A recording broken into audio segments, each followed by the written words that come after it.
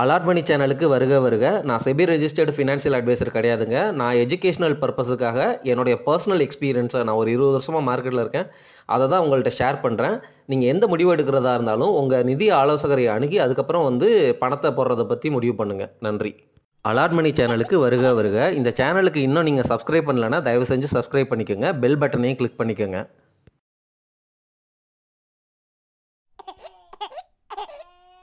நமக்கு விஷன் ரொம்ப ரொம்ப அவசியம். விஷன்னா என்ன?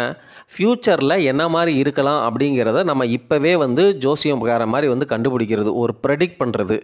உதாரணமாக உலகமே ஈவியை நோக்கி தான் போகுது, எலக்ட்ரிக் வெஹிக்கிளை நோக்கி தான் போகுது. அப்போ எலக்ட்ரிக் பிஸ்னஸில் இந்தியாவில் யார் நல்ல பிளேயர் அப்படிங்கிற மாதிரி பார்க்கணும்.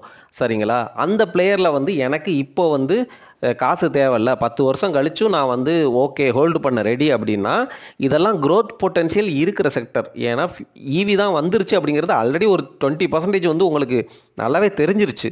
சரிங்களா? ஸோ இந்த சைக்ளிக்கல் செக்டர்னாலையும் இந்தியாவினுடைய எக்கானமிக் க்ரோத் ஸ்லோ டவுன் ஆகிறதுனாலையும் இந்த ஸ்டாக் வேணால் ஸ்லோ டவுன் ஆகலாம். ஒருவேளை மறுபடியும் அந்த ஆட்டோமொபைல் செக்டர் பிக்கப் எடுக்கும் பொழுது இந்த ஸ்டாக்ஸ்லாம் நல்லா பண்ணுறதுக்கு வாய்ப்புகள் இருக்குது.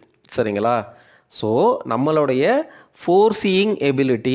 ஓகே, ஈவிங்கிறாங்க. ஈவிக்கு என்னெல்லாம் வரும்? காரு யார் நல்லா பண்ணுறா அப்படிங்கிற ஒரு நல்ல மேனுஃபேக்சராக பார்த்துக்குங்க. யார் பேட்ரி கொடுக்குறா அந்த ஈவிக்கு, அந்த மாதிரி பார்த்துக்குங்க. அதே மாதிரி பவர் செக்டரில் ஓகே எல்லாருமே கோல் பேஸ்ட்லாம் பவர் இருக்கக்கூடாது, ரெனியூவபிள் எனர்ஜி அப்படிங்கிற மாதிரிலாம் பேசுகிறாங்க. ஸோ அந்த ரெனியூவபிள் எனர்ஜியில் நல்ல கம்பெனி யார் இருப்பா 10-15 வருஷம் கழிச்சும் அந்த மாதிரி பார்க்கணும். ஆனால் ரெனியூவபிள் எனர்ஜிலாம் பவர் செக்டர்லாம் கவர்மெண்ட்டோடைய இன்டர்வென்ஷன் ரொம்ப ஜாஸ்தியாக இருக்கும். ஸோ அந்த மாதிரியெல்லாம் யோசிக்கணும். சரிங்களா? அதுக்கு அடுத்து ஏஐ, ஆர்டிஃபிஷியல் இன்டெலிஜென்ஸு. ஸோ எந்த ஐடி கம்பெனி 10-15 வருஷம் கழித்து நல்லா பண்ணும்? நம்ம இந்தியாவுக்குள்ளே நல்ல ஐடி கம்பெனி நமக்கு இல்லை அப்படின்னா யூஎஸில் ஏதாவது எக்ஸ்போஷர் எடுத்துக்க முடியுமா? இந்த மாதிரி நீங்கள் இமேஜின் பண்ணுங்கள். சரிங்களா?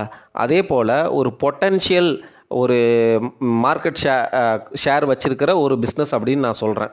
புரியுதுங்களா? நான் என்ன சொல்கிறேன், அதாவது என்னென்னா அந்த கம்பெனி ஸ்ட்ராங்கான கம்பெனியா அப்படிங்கிறத நான் சொல்லிகிட்டு இருக்கேன். ஸ்ட்ராங்கான கம்பெனியா அப்படின்னு பார்க்குறதுக்கு என்னென்னா அந்த கம்பெனி பண்ணுற ப்ராடக்ட்டுக்கு மார்க்கெட்டில் ஒரு ஷேர் இருக்கணும். சரிங்களா? உதாரணமாக இப்போ நெஸ்லேலாம் எடுத்திங்கன்னு வச்சுங்க, அந்த செரலாக் அப்படிங்கிற பிராண்டு நம்ம குழந்தைங்க எல்லாத்துக்குமே கொடுத்துட்ருக்கோம். ஸோ அந்த நெஸ்லே அப்படிங்கிற கம்பெனிங்கிறது ஒரு மோனோபோலி கம்பெனி.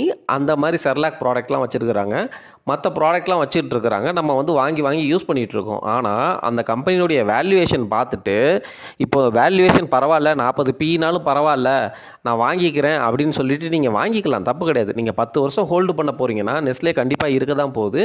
உங்களுக்கு நிஃப்டி ரிட்டர்னை விட ஸ்லைட்டாக கொஞ்சம் பெட்டர் ரிட்டர்ன் கொடுத்தாலும் நல்ல ரிட்டர்ன் தான், அல்லது எஃப்டி ரிட்டர்னை விட நல்ல ரிட்டர்ன் கிடைச்சாலும் நல்லது தான் அப்படிங்கிற மாதிரி யோசித்து ஃப்யூச்சரில் அந்த மாதிரி கம்பெனி கண்டிப்பாக இருக்கும்னு நினச்சி அந்த மாதிரி இன்வெஸ்ட் பண்ணுற முடிவுகளை எடுங்க.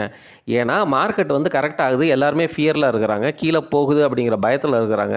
ஸோ முதலீடு பண்ணுறீங்க அப்படின்னா அட்லீஸ்ட் இந்த மாதிரி கம்பெனிகளாவது முதலீடு பண்ணுங்கன்னு சொல்கிறேன்.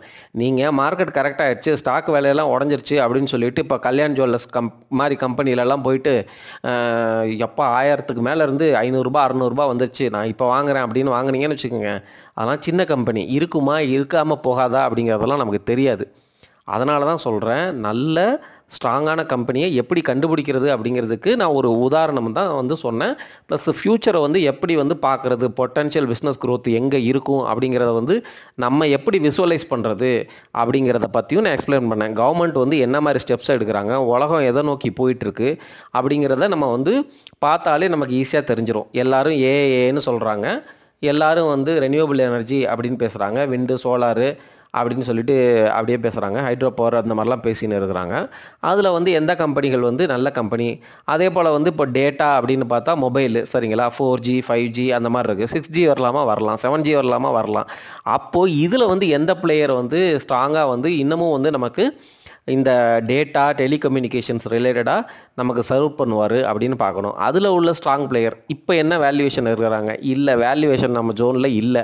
அப்போ என்ன பண்ணலாம், இந்த மார்க்கெட் கரெக்ஷனில் ஒரு வேளை உடஞ்சி அவர் நல்ல வேல்யூவேஷன் ஜோனுக்கு வருவாரா அப்படின்னு கொக்கு மாதிரி காத்திருக்கணும். இதுதான் நல்ல புத்திசாலித்தனமாக நம்ம இப்படி தான் முடிவெடுக்கணும்.